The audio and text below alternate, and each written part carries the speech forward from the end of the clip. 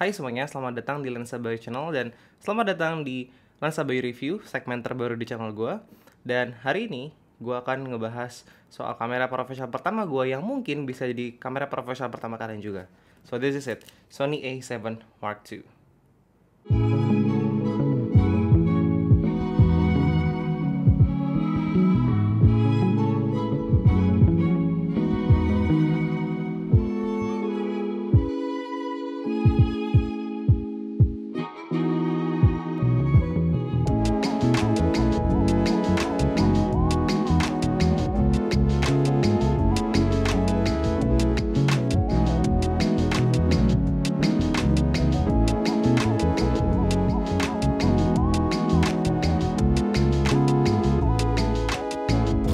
Jadi kenapa sih sebenarnya gue milih Sony A7 Mark II sebagai kamera profesional pertama gue waktu itu? Jawabannya adalah kamera ini cukup revolusioner di masanya. Yes, kenapa gue bilang revolusioner? Karena zaman dulu ya, orang-orang masih belum banyak yang pakai kamera mirrorless. Bagi kalian yang belum tahu mirrorless itu apa, kamera mirrorless itu beda sama DSLR. Kamera mirrorless itu berarti dari katanya aja, dari bahasanya, mirrorless, dia nggak pakai cermin. Beda sama DSLR yang memantulkan cahayanya melalui cermin dan kita bisa lihat bayangannya atau hasilnya dari viewfinder. Beda sama mirrorless yang nggak pakai cermin, jadi cahaya yang masuk langsung masuk ke sensornya dan kita lihat dari electronic viewfinder. Ada positif ada negatifnya juga di masing-masing kamera yang mungkin akan gue bahas di next episode, so stay tune. Walaupun teknologi mirrorless ini pada masanya masih tergolong belum ngetrend atau masih baru banget, Sony seri A7 ini sudah mulai menggunakannya. Bahkan ini udah keluar A7 Mark II, which is berarti generasi keduanya. Dan bahkan sekarang sudah sampai Sony A7 Mark IV yang harganya gila banget. Jadi ya, kalau misalnya kita lihat ya, Sony A7 ini ya cukup diminati sampai serinya yang keempat sudah keluar gitu. Yang sebenarnya gue pengen banget sih, cuman gak ada duit. Tapi sebenarnya apa sih kelebihan kamera ini dibandingkan kamera-kamera mirrorless lainnya yang mungkin menurut kalian lebih worth it? Pertama yang paling penting adalah dari segi harga. Dari spek yang udah cukup lumayan, dari full frame 24 megapiksel, terus juga 5x stabilization, terus ada full HD 1080p, kita bisa dapat kamera Sony ini body only di bawah 15 juta. Gue udah ngecek di beberapa e-commerce di Indonesia seperti Tokped ataupun Shopee, ada yang ngejual ini bahkan di bawah 10 juta untuk harga secondnya. Jadi ya udah cukup worth it sih di tahun ini. Dan kalau kalian yang berasal dari pengguna Sony yang lama yang udah punya berbagai macam lensa Sony, mungkin kamera ini cocok banget untuk kalian yang mau upgrade dari seri APS-C sensor ke full frame sensor.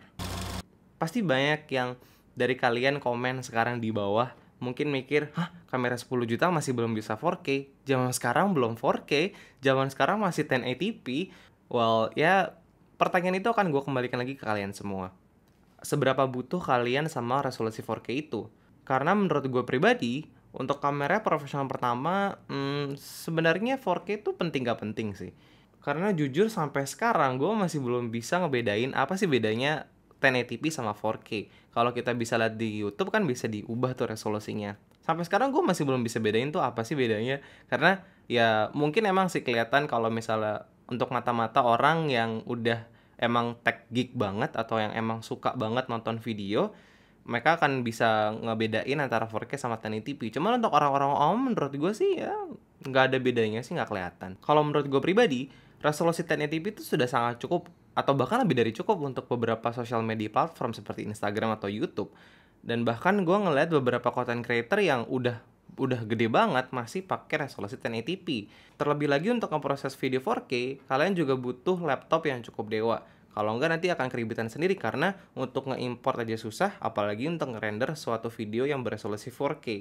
Resolusi 24 megapiksel ini juga menurut gue juga udah overkill banget sih untuk beberapa media sosial yang ada. Contohnya kalau Instagram itu even kita nge-upload resolusi 52 megapiksel juga masih akan kayak gitu-gitu aja dan nggak terlalu bisa dibedain sama 24 megapiksel kalau misalnya orang awam yang ngelihat.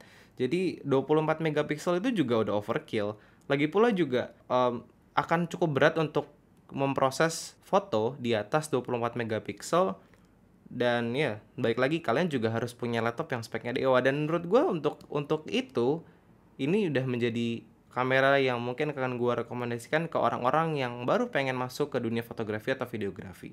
Tapi tetap aja dari semua kelebihan dan fitur-fitur yang udah gue bahas tadi, masih aja ada kekurangan dari kamera ini. Karena emang di dunia ini nggak ada kamera yang sempurna. Bahkan orang pun nggak sempurna kan, masih ada kekurangan dan kelebihannya. Selain belum beresolusi 4K, kamera ini juga battery life-nya masih dibilang sangat-sangat buruk. Well, tiap kali gue photoshoot yang mungkin satu session itu bisa 2-3 jam, gue bisa menggunakan 2-3 baterai cadangan. Yang bisa dibilang itu ya sangat tidak efektif ya, dan sangat boros. Kalau gue bedain sama Sony A7C yang gue pakai sekarang untuk shoot, dia baterainya bisa tahan sekitar mungkin sampai 5 jam atau mungkin sampai seharian shoot. Gue pernah adalah shoot beberapa ya video production yang dari sore sampai malam, dan Sony A7C ini baterainya kuat sampai malam dan sampai selesai shoot, dan bahkan masih sisa 30%. Jadi kalau bisa dibilang ya kamera A7 Mark II ini baterai life-nya masih sangat-sangat buruk. Kelemahan lainnya dari kamera ini juga adalah overheatnya. Well, Sony emang sih udah terkenal sama overheatnya dari kamera-kamera sebelumnya, bahkan dari seri A series-nya. Dari APS-nya aja udah ya bisa dibilang kadang-kadang suka overheat, gimana yang udah full frame. Jadi gue pernah foto-foto dan ya mungkin foto-foto sekitar setengah jam kamera udah panas. Apalagi untuk video mungkin kamera ini hanya bertahan cuma setengah jam aja, 30 menit aja. Setelah itu ada label warning overheatnya dan kameranya harus shutdown untuk cooling sebentar. Jadi mungkin jangan untuk teman-teman yang ingin beli Sony A7 Mark II, well, kalian harus punya baterai cadangan. Nggak harus Sony, nggak harus merek Sony, kalian bisa pakai brand lainnya, dan gue akan sarankan itu karena jujur brand dengan baterai Sony asli harganya bisa sampai 1 jutaan untuk satu baterai. Sedangkan kalau kalian beli di third party atau di brand-brand lain, kalian bisa dapat harga segitu, dapat 2 baterai dan 1 charger. Jadi ya udah cukup lumayan. Yang kedua adalah kalian juga harus nge-manage waktu shoot video dan foto kalian biar nggak cepet overheat kameranya. Ya walaupun emang masih ada beberapa kekurangan dibandingkan kamera mirrorless lainnya, jujur positifnya masih lebih dari negatifnya, dan untuk harga segini, ini udah cukup banget untuk kamera pemula atau kamera pertama kalian. Overall, kamera ini udah cocok banget buat kalian yang baru pengen main di dunia fotografi atau videografi. Karena selain dari fitur-fitur dan kelebihan yang gue udah sebutin tadi, lensa dari kamera Sony ini juga sudah berbagai macam range-nya. Dari yang harganya murah banget, yang di bawah 5 juta atau bahkan hampir di bawah 2 juta sampai di atas 20 jutaan. Jadi it's your choice. Jadi ya, semoga video ini bisa ngebantu kalian, teman-teman semua yang pengen ngebeli kamera pertama kalian, yang pengen banget beli kamera Sony, atau mungkin ya cuma pengen searching aja apakah kamera ini masih worth it di tahun 2022. Semoga video ini bisa ngebantu teman-teman semua untuk memilih kamera profesional pertama kalian. Dan pesan dari gue adalah untuk jangan terlalu nafsu kalau misalnya baru mau main ke videografi atau fotografi. Karena jujur kalian bisa kalap, kalian bisa lupa sama budget kalian sendiri dan akhirnya ngebeli barang-barang yang sebenarnya belum terlalu butuh. So yeah, that's all from me. Thank you for watching and see you on the next episode. Bye.